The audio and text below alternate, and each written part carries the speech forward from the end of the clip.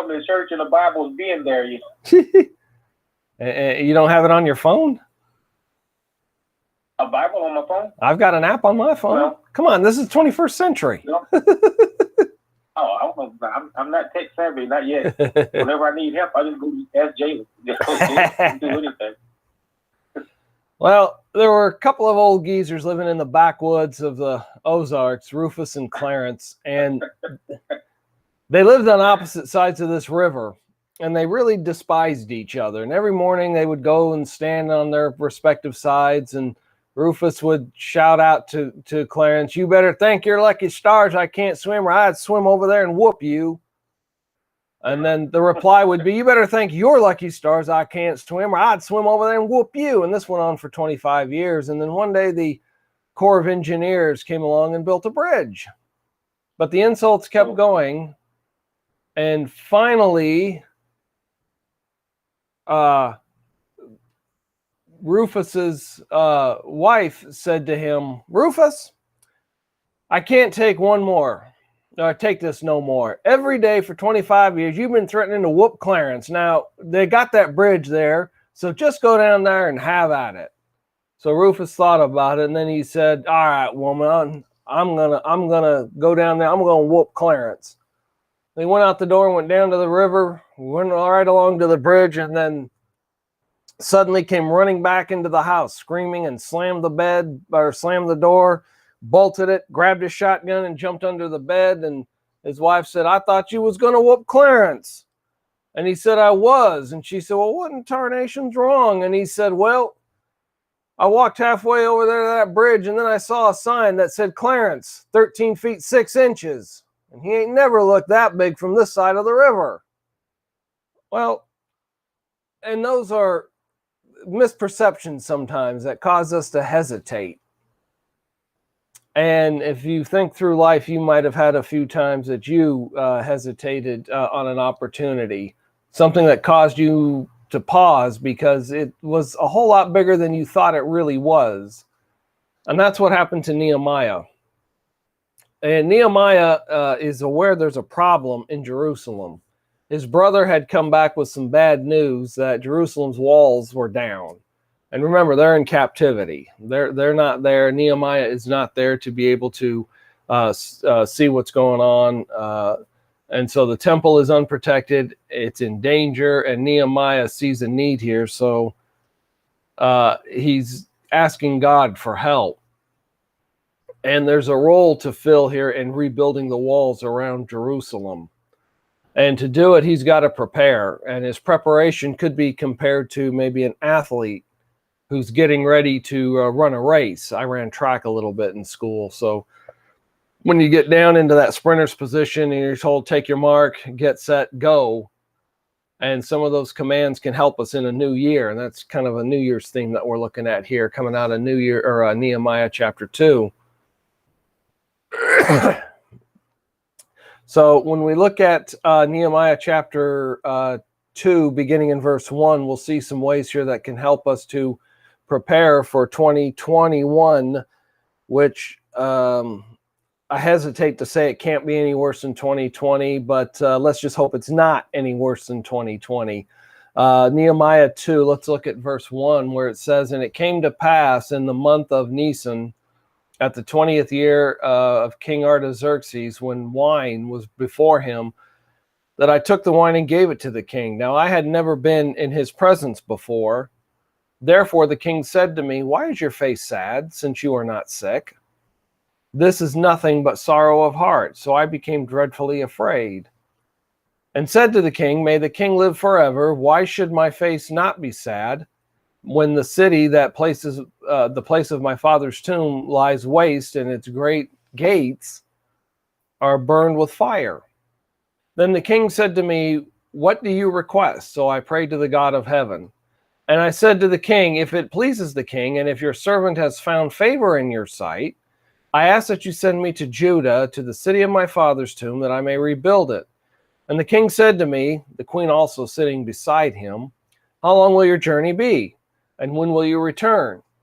So it pleased the king to send me, and I sent him a time. Furthermore, I said to the king, if it pleases the king, let letters be given to me for the governors of the region beyond the river, that they will permit me to pass through till I come to Judah.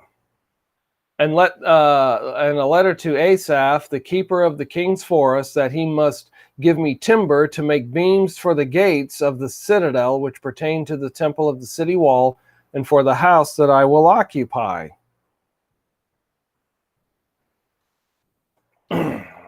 And the king granted them to me according to the good hand of my God upon me. Then I went to the governors in the region beyond the river and gave them the king's letters.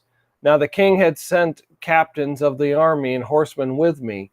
When Sanballat the Horonite and Tobiah the Ammonite official heard of it, they were deeply disturbed that a man had come to seek the well-being of the children of Israel.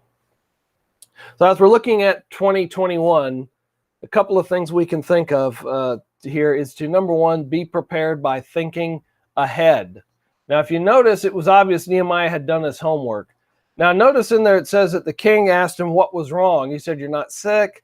What this is you're just down in the mouth, you're depressed. And that was pretty significant because remember, kings in those days were pretty despotic.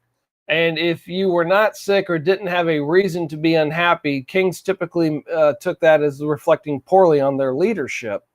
And they might just say off with your head if you're unhappy or upset and you don't have a what they would consider a valid reason. Nehemiah has not only been praying, he's been praying for 4 months, but he's been planning for this meeting with the king.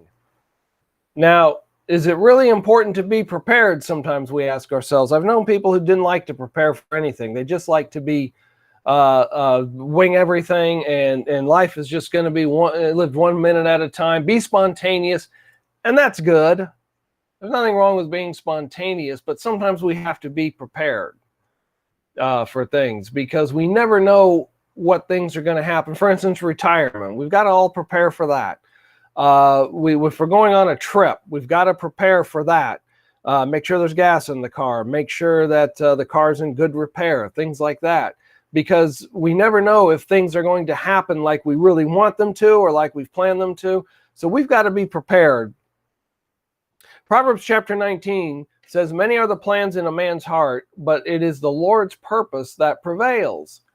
And Proverbs 16 says, a man's heart plans his ways, but the Lord directs his steps. So we need to deliberate and reflect and be careful about what things are going on, but not be as short-sighted that we get caught off guard. For instance, I don't know what's going to happen in 2021 with this COVID, with the political situation.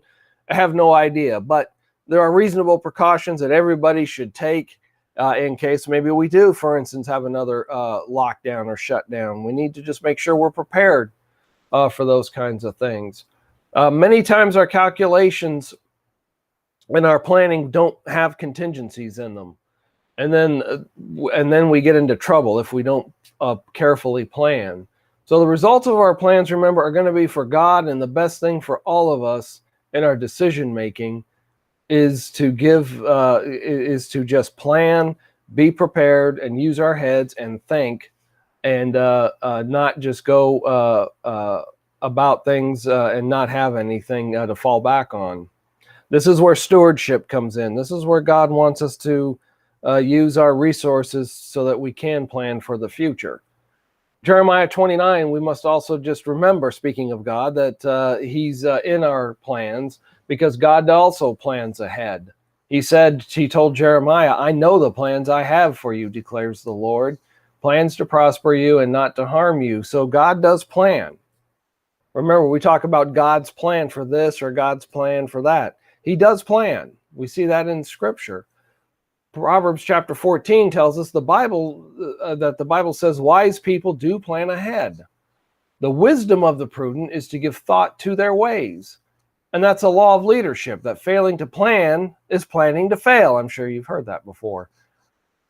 So you've got to think your plans through, and leaders need to take time to think and to strategize.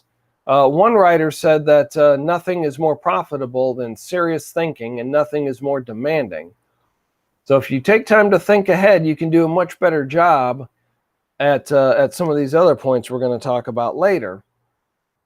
And then be prepared to take advantage of opportunities. As I'm making plans, like, this trip up to this drive, this move up to Tennessee, I'm trying to plan it out.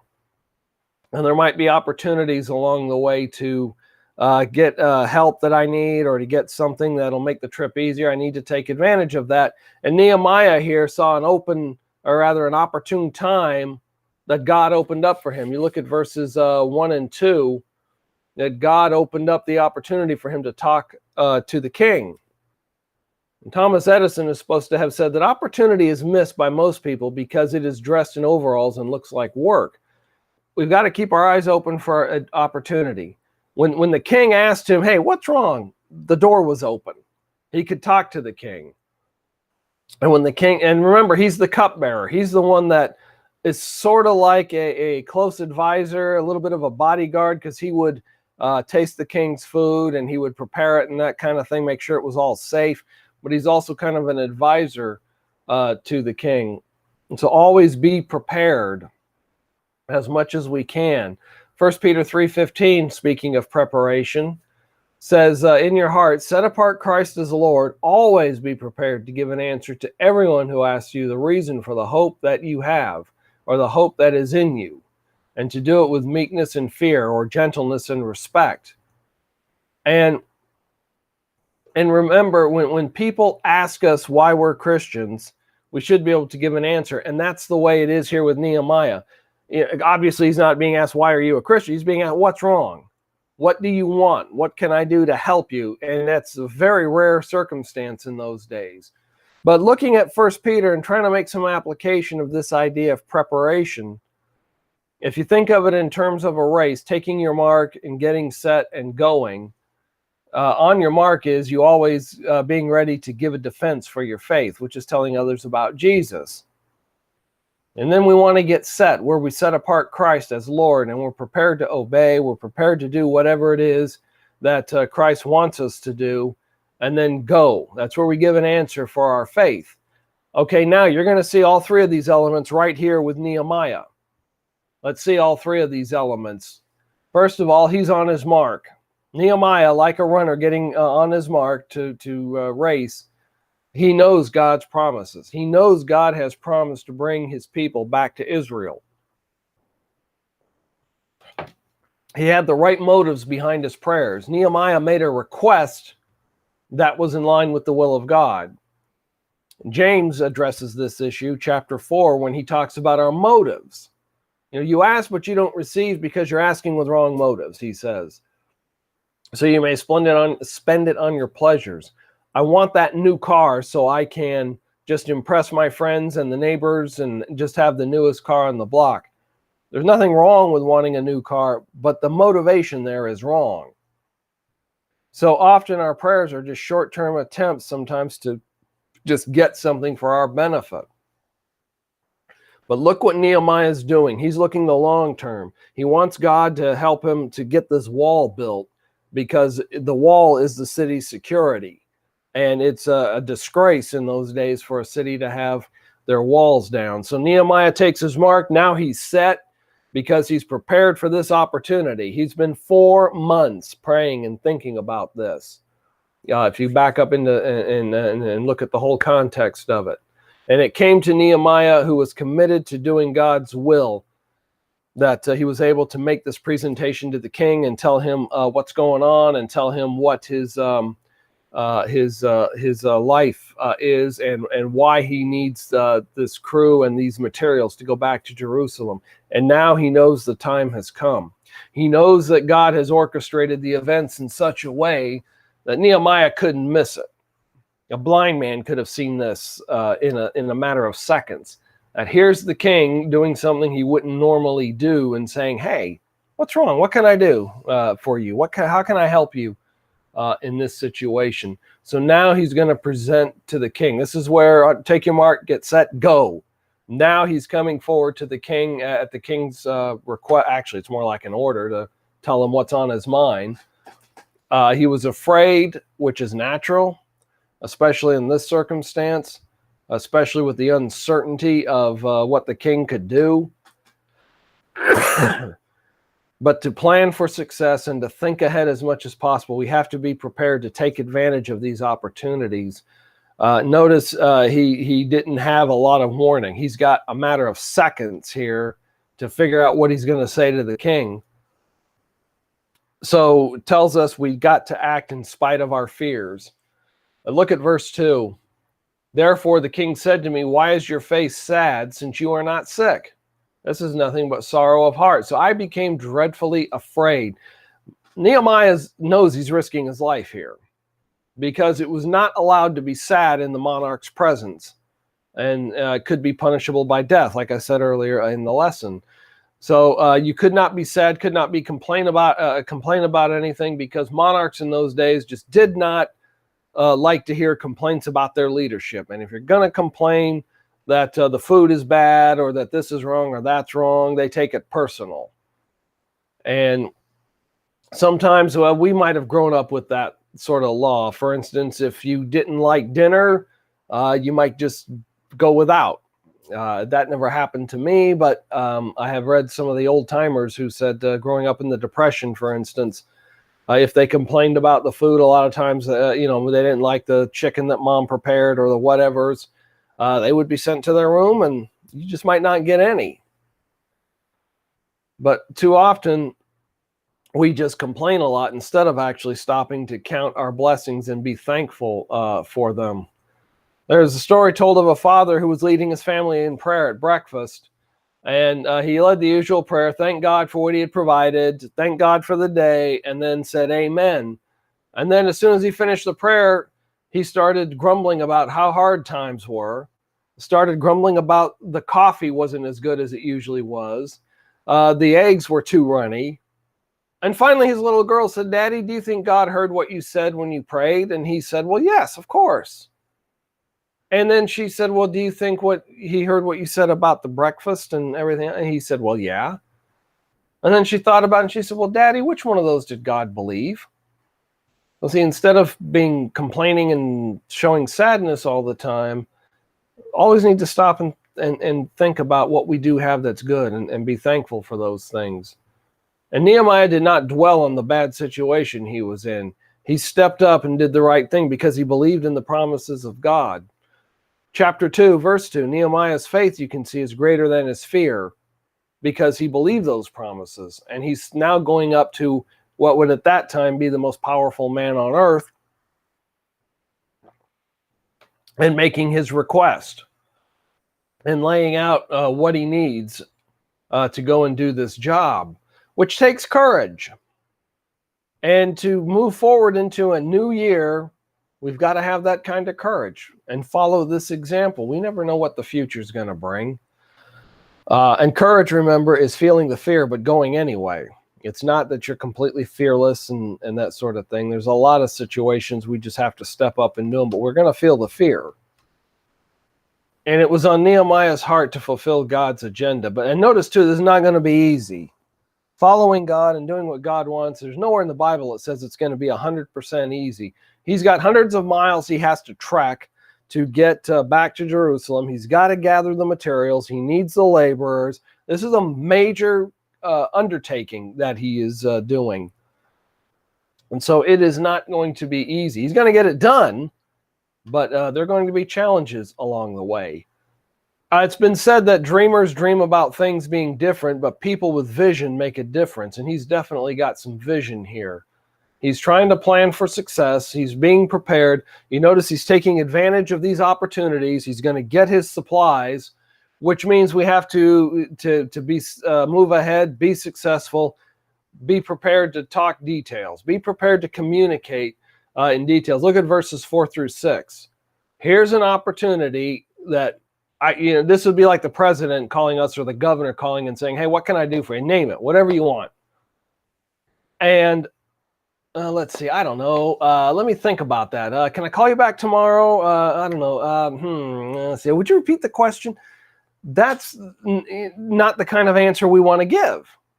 And I can think of a lot of things if a world leader was to call me and say, hey, what can I do for you? Or what do you think about this or that? There's a lot of things I think I could tell them. Whether they listen or not, it's another matter. But Nehemiah had prayed and he had thought this out, and now he's got the details. When he's communicating here to the king wants to know, okay, well, what are you going to do? How long is this going to take? What do you need to do the job? And the goal, of course, is to return to Jerusalem and to rebuild it. The job is going to take 3 years, and he's going to need 2 letters from the king. But you notice, too, he prays again. Before, as he's stepping up to the king to answer his question about what's wrong and what's on his mind, he says he prayed to the God of heaven. That's a quick prayer. We might say in modern terminology that Nehemiah was instant messaging God. It's a very short prayer. I don't know what he said. We don't know, but I'm guessing it was probably something like, oh, Lord, here, give me the right words to say right now. A very short prayer. And it was a quick look probably towards heaven, like we might say if we're going into the doctor's office after just having cancer tests or something like that. And he knew the task was going to be a large one. Remember, he doesn't have all the automated equipment that we have. He doesn't have computers to email back and forth and to carry the plans or anything like that with him. This is going to take a lot of prayer and a lot of preparation. Even today, doing this kind of a job would be a big task, but it would be made a whole lot easier with the kinds of things that we have to be able to do the work. Now, today, you and I can still do like he did. We can do those little short instant message kinds of prayers before we go into the doctor's office, as I mentioned, maybe before the big meeting with the boss. If you've got a sensitive conversation you need to have, you might do like Nehemiah did and just say, you know, Lord, just give me the right words, slap your hand over my mouth so I don't say anything inappropriate, or however you want to word it. But that can also be before big meetings like Nehemiah. Or remember what Peter said about sharing our faith, to be prepared to give an answer. There would be a good time to send up a quick prayer. If someone said, why are you a Christian? Why do you believe this or that? Oh boy, what am I going to say? Help me here, Lord. So that you can say something that might at least plant a seed.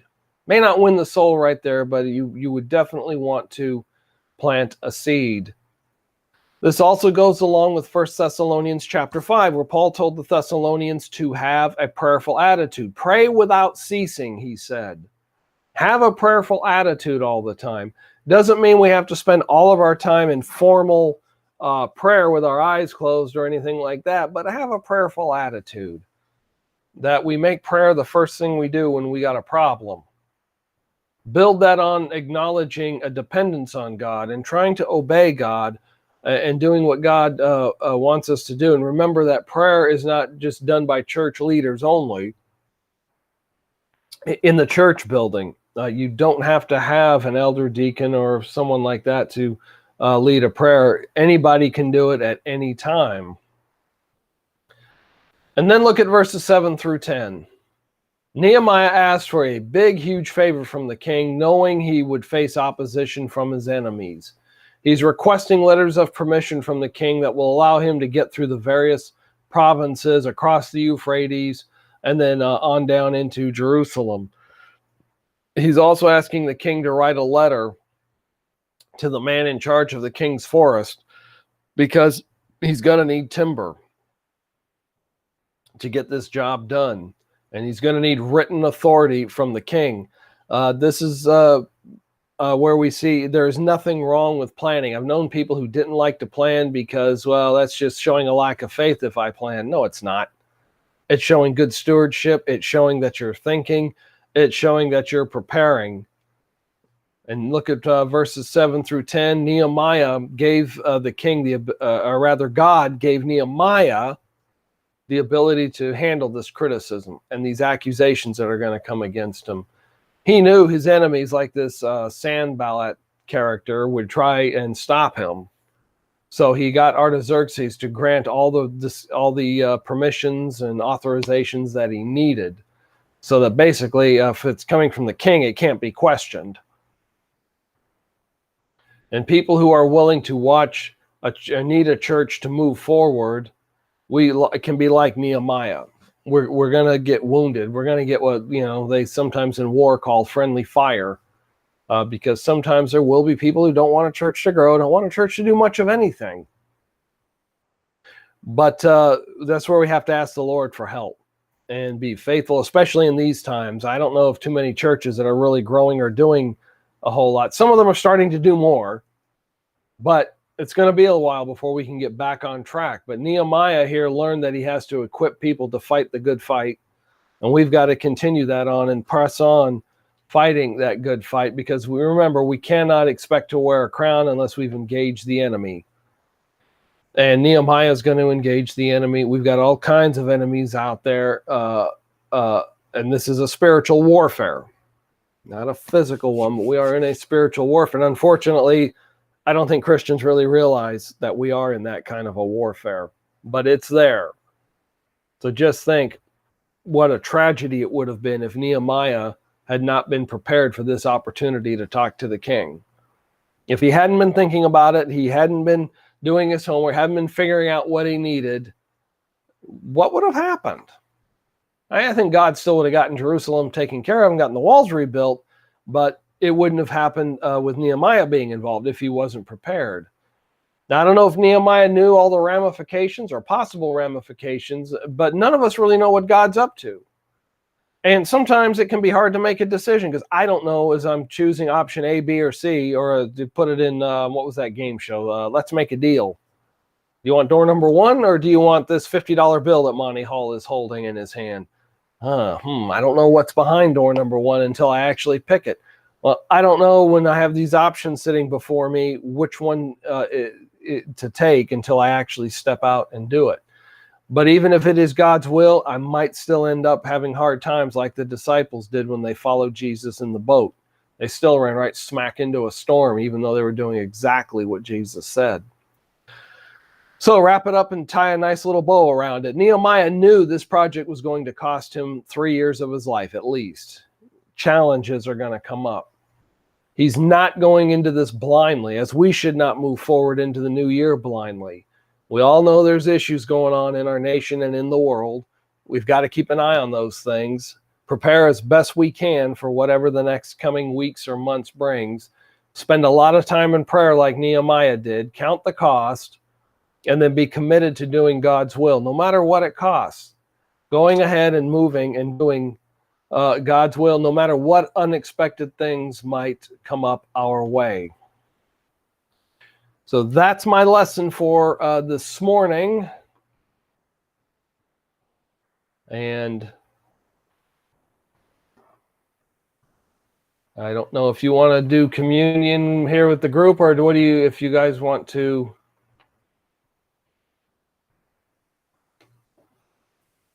Are you there?